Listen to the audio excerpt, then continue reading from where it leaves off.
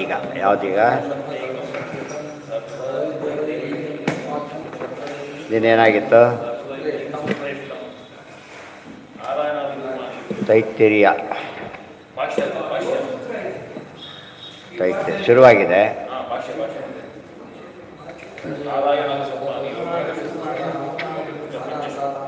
ಇದು ಮೊದಲಿದ್ದು ಮುಗಿದೋಗ್ಬಿಟ್ಟೆ ಇಲ್ಲ. ಓಂ ನಾಮ ಭಗವಾನ್ ವಿಷ್ಣುನ ಆ 5 ಹೇಳಿದರು. 5 ಸ್ಥಾನಗಳಲ್ಲಿ ದೇವರು 5 ಸ್ಥಾನದಲ್ಲಿ ಯಾರು ಅಂದರೆ ನಾರಾಯಣ, ವಾಸುದೇವ, ಸಂಕರ್ಷಣ, ಪ್ರತಿಮ, ಅನಿರುದ್ಧ ಅನ್ನ ಪಂಚಮೂರ್ತಿಗಳು ಎಂಬ ವಿಷಯ ಹೇಳ್ತಾರೆ. ಇದನ್ನು ಬಿಡಿದವ್ರು ಯಾರು ಪ್ರಸ್ತಾಪ ಮಾಡೋದೇ ಇಲ್ಲ. ಆಚಾರ್ಯರು ಫುಲ್ ಆಧಾರ ಕೊಟ್ಟು ಹೇಳ್ತಾರೆ. ಏನೇನಿಲ್ಲ ಅಂತ ಕೇಳಿದರೆ ಮೊದಲನೇದು ಯಾವುದೀಗ ಭೂರಿತ್ಯಗ್ನೌ ಪ್ರತಿಷ್ಠತಿ ಇನ್ನೂ ಹಿಂದಿದೆ, ಇಲ್ಲಿದೆ.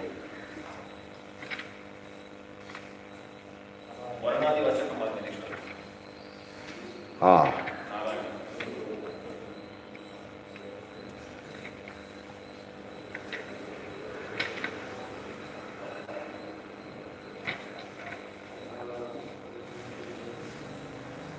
ಈಗ ಪಂಚಸು ಅಧಿಕರಣೇಶು. ಅಧಿಕರಣ ಅಂದ್ರೇನು?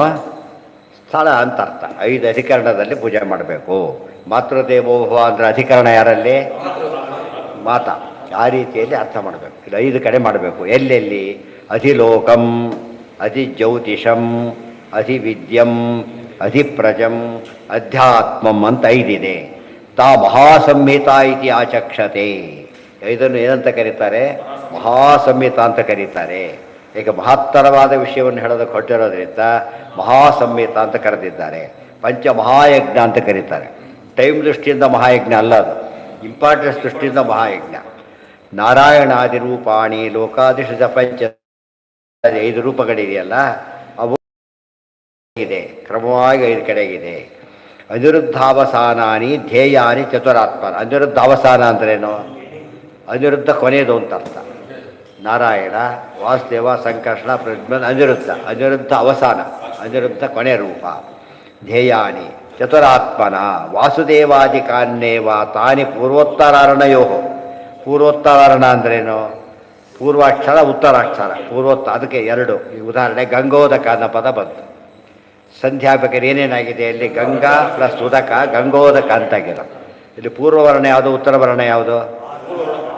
ಪೂರ್ವ ಯಾವುದು? ಗಂಗೋದಕ. ಸರಿಯಾಗಿ ಹೇಳ್ಬೇಕು, ಟೋಟಿನ ಹೇಳಬಾರ್ದು. ಅನ ಆನ ಬಾಹ್ಮೂರ್ತಿ ಅಂತ ಬಿಟ್ರೆ ಗಂಗಾ. ಗಂಗಾ ಸಿಂಪಲ್, ಗಂಗಾ ಇದೆ, ಉದಕ ಇದೆ. ಇದು ಪೂರ್ವವರ್ಣ ಯಾವುದು? ಮುಂದಿದ್ದು ಯಾವುದು? ಹೂ. 2 ಕೂಡಿದಾಗ ಏನಾಗುತ್ತೆ? ಗಂಗೋದಕ ಓ ಅಂತಾಗುತ್ತೆ. ಅದು ಹೇಳಬೇಕಾದ್ರೆ ಅದಕ್ಕೆ ಸಂಹಿತ ಅಂತ. ಕೂಡಿಸ್ಬಿಟ್ಟಾಗ ಏನಾಗುತ್ತೆ? ಸಂಹಿತ. ಬಿಡಿಸಿದರೆ ಅಸಂಹಿತ, ಕೂಡಿಸಿದರೆ ಸಂಹಿತ. ಅದನ್ನ ಕೂಡಿಸಿ ಹೇಳಿದಾಗ ಗಂಗೋದಕ ಅಂತ ಅರ್ಥ ಬಂದು. ಹ್ಯಾಕೆ ಕೂಡಿಸ್ಬೇಕು ಗೊತ್ತಿರಬೇಕು, ಹಾಗೆ ಬಿಡಿಸ್ಬೇಕು ಗೊತ್ತಿರಬೇಕು. ಗಂಗೋದಕಂ ಬಿಡಿಸ್ಬೇಕಾದ್ರೆ ಸಂಧಿ ನಿಯಮಗಳು ಗೊತ್ತಿದ್ದರೆ ಬಿಡಿಸ್ಲಕ್ಕೂ ಬರುತ್ತೆ. ಕೆಲವು ಕಡೆ ಬಿಡಿಸಿರ್ತಾರೆ. ಸಂಧಿ ಬಿಡಿಸೋ ಅಂತ ಒಂದು ವಾಕ್ಯ ಕೊಡ್ತಾರೆ. ಆಮೇಲೆ ಸಂಧಿನ ಕೂಡಿಸೋದು ಇನ್ನೊಂದು ಕೊಟ್ಟಿರ್ತಾರೆ. ಯಾವ ಆಧಾರದ ಮೇಲೆ ಬಿಡಿಸ್ಬೇಕು, ಯಾವ್ದಾದ್ಮೇಲೆ ಕೂಡಿಸ್ಬೇಕು ಅಂತ ಹೇಳಬೇಕು.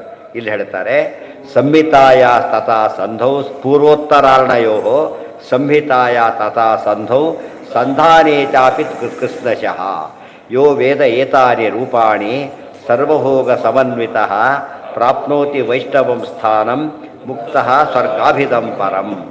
ಎಷ್ಟು ಚೆನ್ನಾಗಿದೆ ನೋಡ್ಬೇಕಿದ್ದಾರೆ. ಇಲ್ಲಿ ಹೇಳಬೇಕಾದ್ರೆ ಪೂರ್ವವರ್ಣ, ಉತ್ತರವರ್ಣ, ಸಂಧಿ ಒಟ್ಟನ್ನು ಇವು 2 ಲೋಕಗಳು ಎಲ್ಲ ಸೇರಿಸಿಬಿಟ್ಟಾಗ 5 ಆಗುತ್ತೆ. ಯಾರು ತಿಳ್ಕೊಳ್ತಾರೋ ಫಲ ಹೇಳ್ತಾರೆ. ಯಾರು ತಿಳ್ಕೊಳ್ತಾರೋ ಯೋ ವೇದ ಏತಾನಿ ರೂಪಾಣಿ 5 ರೂಪಗಳನ್ನು ಅವನು ಸರ್ವಭೋಗ ಸಮನ್ವಿತ. ಭೂಲೋಕದಲ್ಲಿ ಇಷ್ಟಪಟ್ಟಿದ್ದೆಲ್ಲ ಸಿಗುತ್ತೆ ಅವನಿಗೆ. ಅಪ್ರೋಷ್ಟ ಜ್ಞಾನಿ ಆಗ್ತಾರೆ ಅಂತ ಅರ್ಥ. ಪ್ರಾಪ್ನೋತಿ ಮುಕ್ತನಾಗ್ತಾನೆ. ಆಮೇಲೆ ಇವಾಗ ಸಣ್ಣ ವಿಷಯ ಹೇಳ್ತಾ ಇಲ್ಲ. ಏನು ವಿಷಯ ಹೇಳ್ತಾ ಇದ್ದಾರೆ? ಮುಕ್ತಿ. ಅಪ್ರೋಷ್ಟ ಜ್ಞಾನಕ್ಕೆ ಸಾಧನ ಯಾವುದು, ಮುಕ್ತಿಗೆ ಸಾಧನ ಯಾವುದು ಹೇಳ್ತಾ ಇದ್ದೆ. ಸರಿಯಾಗಿ ತಿಳ್ಕೋಬೇಕು ಅಂತ ಹೇಳ್ತಾರೆ. ಹಾಂ, 5 ಎಲ್ಲ ಕಡೆ ಪಂಚಭೇದಾತ್ಮಕ ಪ್ರಪಂಚಕ್ಕೆ ಪಂಚಭೇದಾತ್ಮಕನೇ ದೈವ, ಪಂಚರೂಪಾತ್ಮಕನೇ ದೈವಕ. ಆದ್ದರಿಂದ ಎಲ್ಲ ಕಡೆ ಊಟಕ್ಕೆ ಕೂತಾಗ 5 ಬರಬೇಕು. ಪ್ರತಿಯೊಂದಲ್ಲ ಅಲ್ಲಿ ಎಲ್ಲ ಕಡೆ ಚಿಂತನೆ ಮಾಡಬೇಕು ಅಂತ. ಬರೀ 2 ಅಲ್ಲ, ಎಲ್ಲ ಕಡೆ ಮಾಡಬೇಕು. ಹೌದು, ಪಂಚಾವಸಾನ ಗಾಯತ್ರಿಯಿಂದ 5 ರೂಪಗಳು ಪ್ರತಿಪಾದ್ಯ, 1 ರೂಪ ಪ್ರತಿಪಾದ್ಯ, 24 ರೂಪ ಪ್ರತಿಪಾದ್ಯ, 10 ರೂಪ ಪ್ರತಿಪಾದ್ಯ. ಗಾಯತ್ರಿ ಮಂತ್ರ ಅಂದರೆ ಅದು ಎಲ್ಲ ಅರ್ಥ ಕೊಡ್ತಕ್ಕಂಥದ್ದು. ನಮ್ಗೆ ಎಷ್ಟು ಸಾಧ್ಯ ಆಗುತ್ತೆ ಅದು ಕೊನೆ ಪಕ್ಷ. ಪ್ರಾಪ್ನೋತಿ ವೈಷ್ಣವ ಸ್ಥಾನ ಯಾವುದಂತ ನಾಳೆ ಬರುತ್ತೆ ಇದು. ಯಾವ ವೈಷ್ಣವ ಸ್ಥಾನ? ಮುಕ್ತ ಸ್ವರ್ಗಕ್ಕೆ ಹೋಗ್ತಾನೆ ಅಂತ ಅಲ್ಲಿ ಹೇಳ್ತಾರೆ. ಇದು ಸ್ವರ್ಗ ಅಲ್ಲ, ಸ್ವರ್ಗ ಮುಕ್ತಿ ಅಂತ ಅರ್ಥ. ಮುಕ್ತಿಗೆ ಸಾಧನ ಇದು. ಅಲ್ಲೇನಿದೆ? ಅಧ್ಯಾತ್ಮಂ ಸಥಾತಃ ಮುಂದೆ ಅಥಾ ಅಧಿಲೋಕಂ ಬಿಡಿಸ್ತಾನೆ. ಈಗ 5 ಹೇಳ್ತೀವಿ ಅಂತ ಹೇಳಿದ್ರಲ್ಲ. ಫಸ್ಟ್ ಯಾವುದು? ಅಧಿಲೋಕ. ಸೆಕೆಂಡ್ ಯಾವುದು? ಅಧಿಜ್ಯೋತಿಷ. ಮೂರನೇದು ಅಧಿವಿದ್ಯಾ. ಆಮೇಲೆ ಅಧಿಪ್ರಜಾ ಅಧ್ಯಾತ್ಮ. ಮೊದಲನೇದು ಯಾವುದಾಯ್ತು ಈಗ? ಅಧಿಲೋಕ. ಅಥ ಅಧಿಲೋಕಂ. ಅಧಿಲೋಕ ಅಂದರೆ ಯಾವುದು ಅಂದರೆ ಪೃಥಿವೀ ಪೂರ್ವರೂಪಂ. ಸಂಧಿಯಲ್ಲಿ ಇಲ್ಲಿ ಪೃಥಿವಿನೇ ಪೂರ್ವರೂಪ, ಜೌಹು ಉತ್ತರ ರೂಪಂ. ಎರಡು ಮಧ್ಯ ಸಂಧಾನ ಆಗಬೇಕು.